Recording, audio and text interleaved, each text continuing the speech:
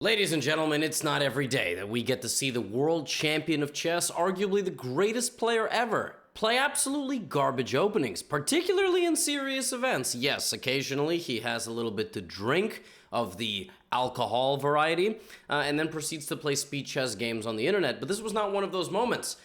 This is the first day, actually I'm going to be recapping the first 3 days of the Oslo Esports Cup, which is the first major of the season in the Meltwater Champions Chess Tour.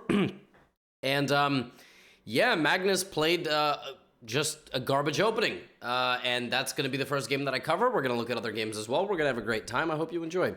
Magnus played f3. So, I don't know why. That's number one. Number two is it's actually the worst first move that white can play. G4 is a very close second. I actually think that G4 might even be worse according to Stockfish, but F3 is pretty bad. The point is that after E5, white no longer has the traditional developing move of knight to F3. Black has very good control of the dark squares. White can also hang mate, so it's not too late to hang this. But Magnus plays the move knight C3.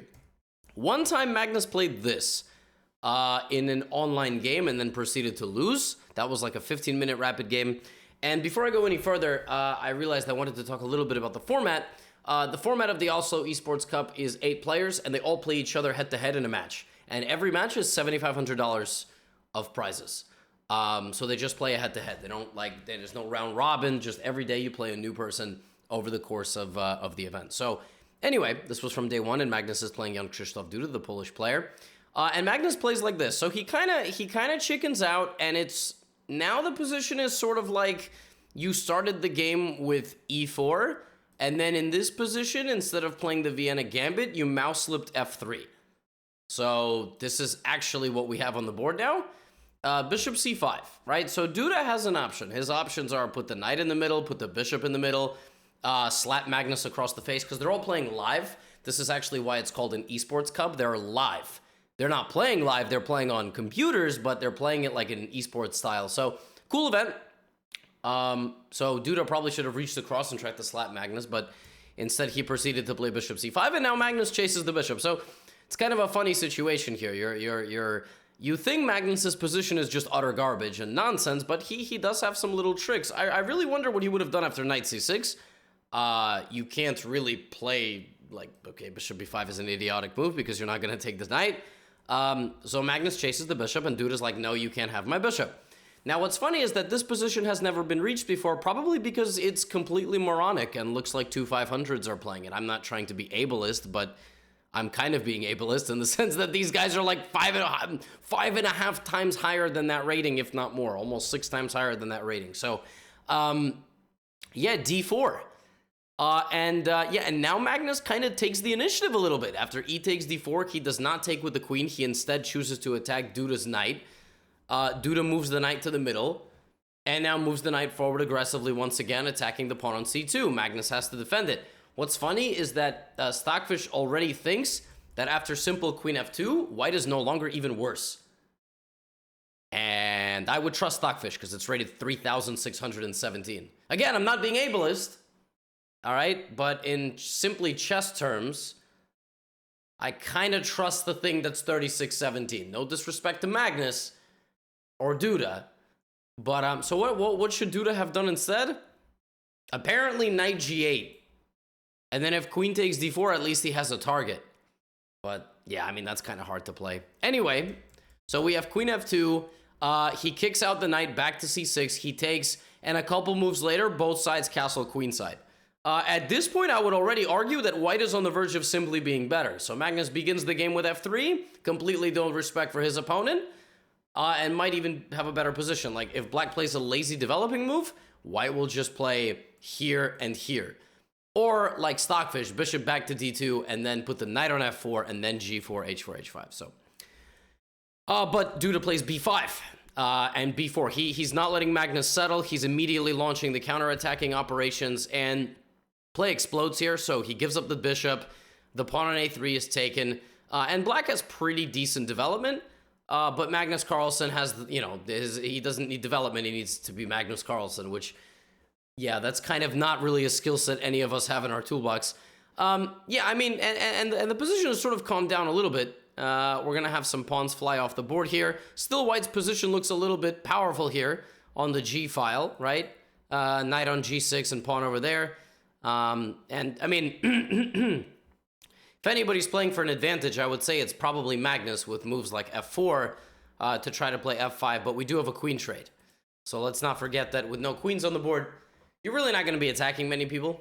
Even though Magnus is pushing in, dude is very quick with his counterplay as well. A little bit of excitement here as Magnus gives up a rook, but he very quickly has rook F1.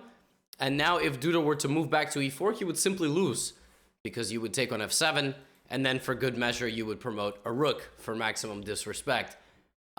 Instead of that, we just get an endgame, which is rook and one pawn versus bishop and knight, which 9 times out of 10 is better for the bishop and the knight. This is not an exception. The bishop and the knight are definitely better than the rook because it's just literally 2 pieces that are playing. So white should push and try to push the c-pawn and attack the f7 pawn weakness. Well, we're gonna see that. You know, the problem is that black has very good activity. The only time that this is not an easy win for the bishop and the knight is when there's just isolated weaknesses all over the board. And that's kind of what white has. And a major pawn majority against that weakness. So because Duda is able to create enough counterplay with his rook, and his pawns are very annoying, and his king is also close to the only pawn, it's actually, you know, I don't want to say it's Magnus who has to be careful, but it's Magnus who has to be careful. The game actually has a threat of a repetition, and even this, I mean, it looks absolutely terrifying. The pawns are just too strong. And Duda's able to kind of use the pawns as decoys. Well, not decoys. They very much are threatening to promote. The white king has to go over and he can't take. The knight is now also too slow. So Duda gets the capture there and is able to calculate this down to the point where if white tries to hang on, the king will come and then the king will touch the knight and the pawn. The only reason this wouldn't be a draw is if, like, this knight can't be taken. So if there's no pawn here, this is, of course, winning for white, because the pawn just promotes. But there's a pawn there. So for that reason, the players end the game in a draw with knight takes a5. And even though Magnus played the move f3 in this game and drew, he won the other 2 games with black. So he got rid of Duda in 3 games and started very, very strongly. The next game that I have for you is, I believe this is the second round matchup between Pragnananda and Shahryar Mamedyarov. This is on day 2, and this is one of the most incredible games of chess I've ever seen in my life. That is not an exaggeration. I mean, normally I introduce things with a straight face and it's like garbage content. No, this is really incredible. So you kind of already know it's going to be an exciting game because even though this is called the Quiet Slav, it's not. You have Mamedyarov here kind of waving the flag in front of the bull, trying to get white to overextend with g4, and Pragg absolutely obliges. He plays g4, knight e5, and takes the bishop, and we have one of the most complicated, imbalanced openings in all of chess, where black gives up the light-squared bishop, but has very good structure. Also, black has a ton of counterplay ready to go in the center of the board. White has a slightly weakened king, yet oftentimes will castle there anyway. Or white will castle this way. Black sometimes doesn't castle at all. Tries to, I mean, it's just fascinating. g5 by Mamedyarov. So I'm pausing the play by white. Bishop d2, bishop e7, and yes, we have this long castles. Now, black could go long or go short. Going short is really dangerous because, I mean, this h4 stuff is really no joke. Going long, however, is actually also dangerous because white goes here, and white has the c-file, and this bishop is really no joke.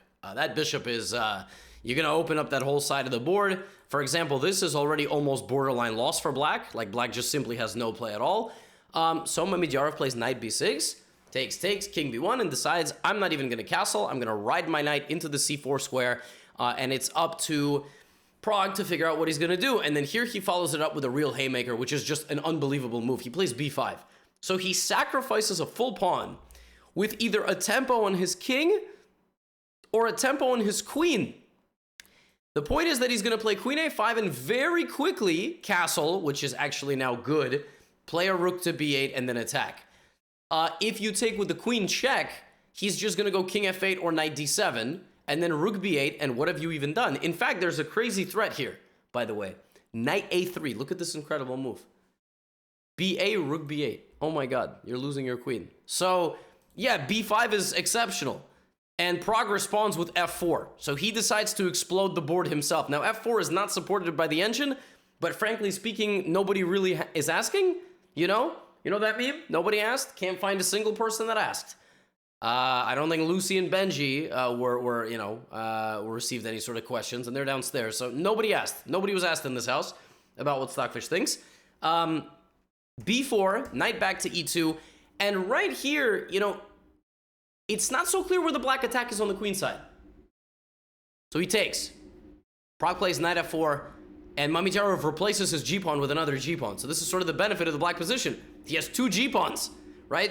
So knight D3, Mamedyarov plays the move A5. So far, Mamedyarov is playing all the best moves. A5, A4. The thing is, after queen A4 check, is a real question of where the black attack is, right? And Prague plays the move H4. Now, Stockfish absolutely tries to tear this move apart, says, yo, bozo, what if this? And I'm sure this was Prague's idea.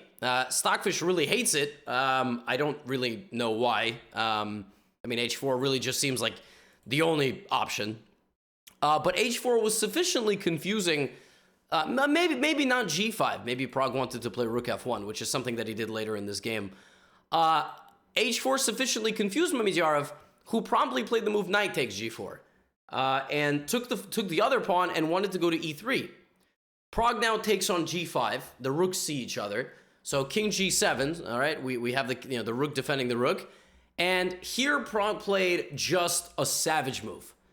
He's got a queen. He's got two rooks. He's got a knight, two bishops. What's he gonna move? My man just plays cold-blooded G6. This is a shockingly good move because black now has to completely disregard the pawn. If you play FG, knight F4 constantly comes with a tempo, and the initiative goes back to white, who now retreats the queen, and there's no way to protect this. If you take it with the king, then you are nothing short of an idiot, because your king should not be your most active piece on some side of the board, right? So obviously, Mamedyarov doesn't even touch the pawn. He plays the top engine move. Actually, I think taking with the G knight was better. But, I mean, are you really going to open up your king? I don't know.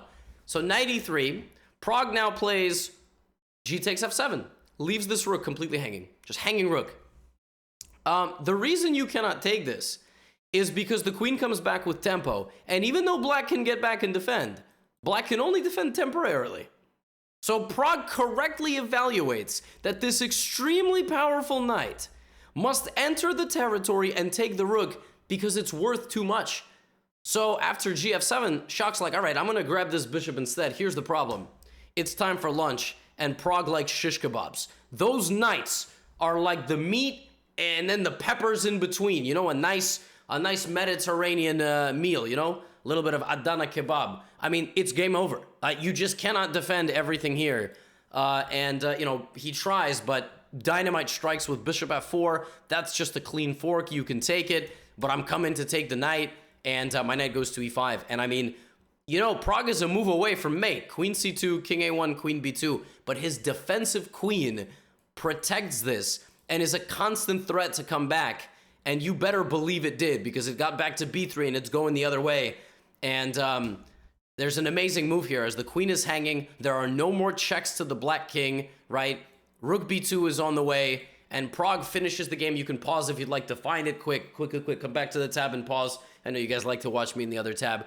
Incredible move here by white. Chef's kiss, rook g2.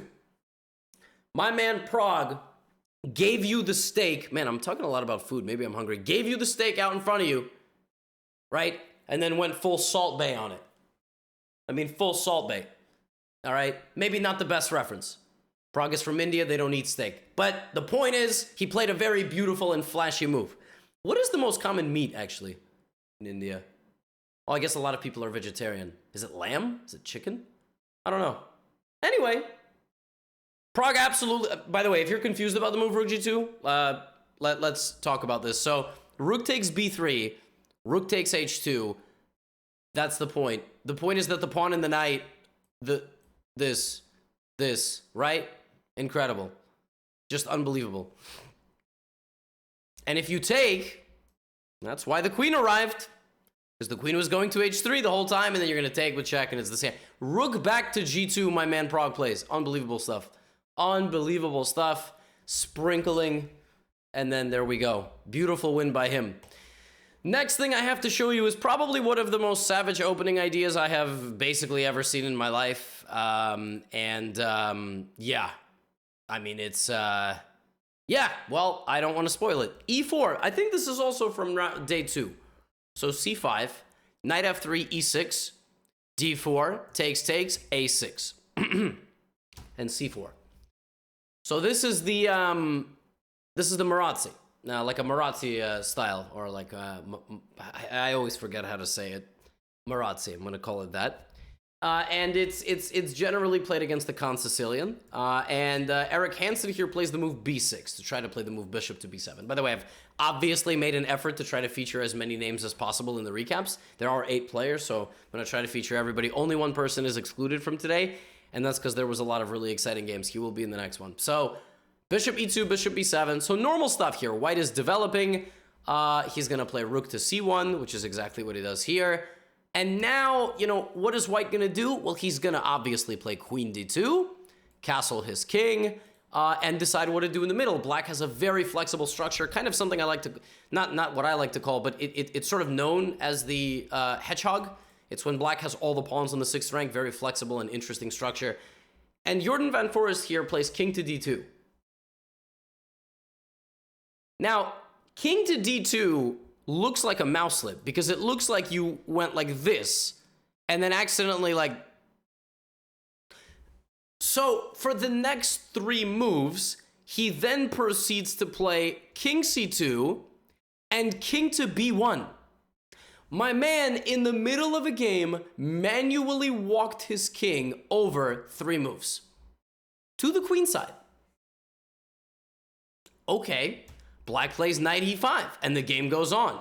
White now plays g4, which is a common idea, right? And then here comes this move b5. Now, the move b5 is interesting because White controls that square once, twice, 3 times, 4 times, and 5 times. How are you going to fight on a square where a guy's got 5 options, right? Like, you're not going to show up with one friend to the park to fight a group of 5 people. If you do, you either have to be fighting 3-year-olds, which I do not condone on this channel, and even then, all right, it's 2022. These 3-year-olds might be eating some crazy human growth hormone. They might be enormous. I have no idea who you go out fighting on the weekends, but this is just a bad trade, right? Because takes.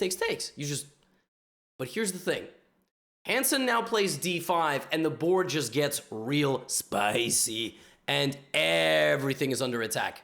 So Hansen sacrifices material in pure Sicilian fashion, right? Rook's avalanche, queen is here, bishop will get in no matter what and bulldoze this diagonal. Once the center opens up, the knights are going to journey in that direction. The bishop is still here. So very spicy position. Knight to h5. I think Hansen had to bring the knight back this way. I think when he played the move knight h5, the knight now became sort of a lever for the white position. And, you know, we have queen e2, and now the immediate threat is to play f4, so he has to do something on that side of the board.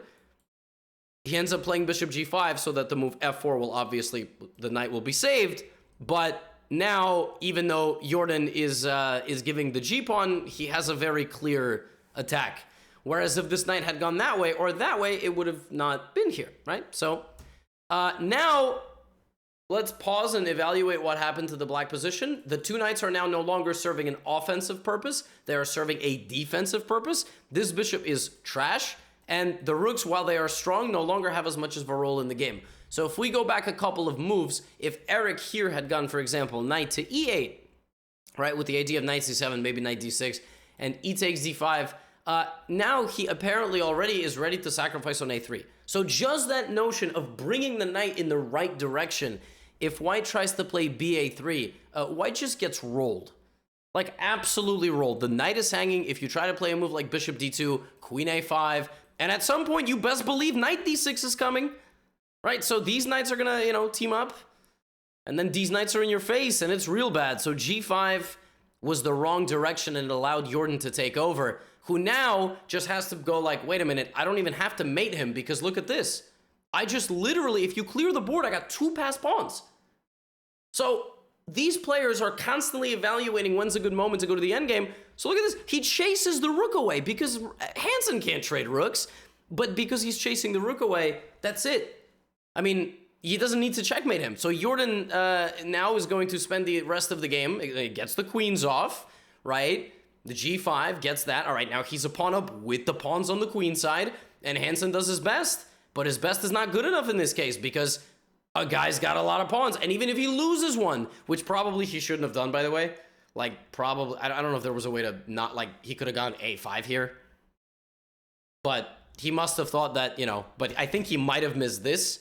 So maybe he thought here, knight g4. He missed the idea that this, you know, can lead to a pawn loss probably. But it still doesn't matter because that pawn is good enough. He will block the rook with the knight. And at this point also, let's not forget, it's rapid chess, so time is low. So even though black can make a good comeback, the problem is he's gonna end up in a losing endgame no matter what. And he ended up resigning here on move 54. So he got close, but chess is just brutal and sucks, and nobody should play it. And there's no rook h4 here because knight g6. And again, if you try to get out of that, king e4 here, king f5, white just wins. So Jordan plays one of the most disrespectful... Oh, that was not a mouse slip. I don't know if I haven't made that clear already. That was a legitimate piece of preparation. This was not a mouse slip, okay? That is actually what Jordan wanted to do, was to play king to d2. Yeah, ludicrous. Lequang Liam versus Magnus Carlsen was also a match that occurred. I believe this is after Magnus played against Duda. And Magnus goes for a Benoni, which is really rare. Benoni is almost never played in top-level classical chess. It's also very rarely played in rapid. So if something's not very fashionable, you can basically trust Magnus to go for it. The reason why the Benoni is not fancied, well, computer gives a very comfortable +1 to white. The point is that black really needs to achieve the break b5, or create counterplay on the queen side with c4, or create counterplay in the form of very obscure maneuvering, like knight out this way, maybe f5, like it's... And white just basically has space on all three sides of the board. So the position, according to the engine, sucks. Like, look at this position. If you gave Stockfish this position 100 games with white, it would win probably 95 of them. I mean, I don't know. Maybe someone watching this is like a scientist for engines and says, oh, no, that's too much. But, I mean, this is a dominant position as far as white is concerned. But not as far as Magnus, who plays h5. I mean, he's not interested in what computer has to say. You still have to play chess. And, you know, he gets this position. And like I said, obscure counterplay. Black has basically surrendered that they will not be playing for b5, but it's a Benoni. So Benoni, I mean, b5 will happen because they both start with b, okay? So if your name starts with a letter, you can basically rest assured that any other word that you find that starts with that letter will come true. Like if your name is Michael, you'll be a millionaire, all right? Or you'll be a moron. I don't know. That's up to you to decide, all right? I'm just here to make you laugh and show you entertaining chess. And by the way, after f6, black is better. So it doesn't really matter what the engine says. Sometimes it really just makes no difference. I think either black is better or like white has to play only moves to not be worse. But the point is that, you know, shish kebab, just like we saw in the Prague game. So knight e5, bishop e5, f e5. I mean, visually this looks really strong, but even though, you know, this is bad. So f e5, but now Magnus has rook on f2. And guys, the most active piece that white has here is a king. White is so damn lucky that's not mate, and the knight can't even be taken because the rook would hang. So queen h5, and Liam is up a pawn. But here comes rook back to f4. Now, knight takes g5 here is the top engine move. And here is the variation. If you take queen g5, queen f3 check, and then you take this. So knight g5 is a stunning move, but there is knight e7 check. If you take, the rook is hanging, but you have king f8, and queen f7, rook back to f7, something like this. And maybe Magnus just thought he just was worse here. This is pass pawn, similar in the Jordan game, just the pawn. So instead, he goes back and ends up sacrificing this rook. And he's sacrificing the rook to basically claim, well, I'm going to go here, and here, and here, and f3. And also Magnus has to play this game for a win, because I think he's down 1-0. So he's just like, okay, we're going to do it like this. Now, it's a Benoni, so here's the move b5. That is a 100% loss of a pawn. just like it was in the Mamidyarov game. But if you take, and knight b5 and look for more, black will play bishop e5, and you've activated black's rook. However, this is the top line of Stockfish. Stockfish is just a scumbag, says if you give me b5, dude, I'm gonna take it. Takes. So see, Stockfish is not concerned that you give it a free meal at the worst restaurant in the city. It will go, it's a free meal. Like, what kind of idiot would not go get a free meal, right? So it's just gonna go eat. It doesn't matter that it might get food poisoning, diarrhea. I mean, it's Stockfish will take the free meal. Bishop g4. Liam understands that he is up some material, so he wants to make some exchanges. Here's the problem. Now you give him counterplay. You should have taken the pawn and called his bluff. You didn't. So now, as several more moves go by, Magnus Carlsen is a menace, and he's going to play c3 and bc and c2 and make a queen. So Liam, you gotta do something now. You're not going to win this battle. There is simply too much pressure. Here comes h4. So we have a two-sided game, basically. It's a race. It's a fight to the death. Stockfish doesn't know who's better. Apparently c3 is even the best move here. Just keep going. And if h5, c2, and folks, the threat here is not to take the knight. The threat is to make a new queen, okay? So Magnus decides to go queen h7 here and deal with the h-file. My man Liam plays king h3. Absolute gangster move. Rook f2 to cover the second rank. And now queen to e6. And he's like, dude, you should have done this when you had the chance. Because now that you have a little cocoon of pieces here, who is stopping this? The truth is nobody. You actually have to sack the pawn now. And you have to probably run your king and lose this pawn as well. So Magnus apparently, instead of king h8, could have gone rook f7. Rook f7 is a wild move. The point is, once this happens, rook b3, queen h8. Do you understand why these pieces are dancing? Like, king h8 is wrong. Black has to play queen h8, rook f7, or rook f7, queen h8. Why? Do you understand why? Take a look around the white position. This is trapped.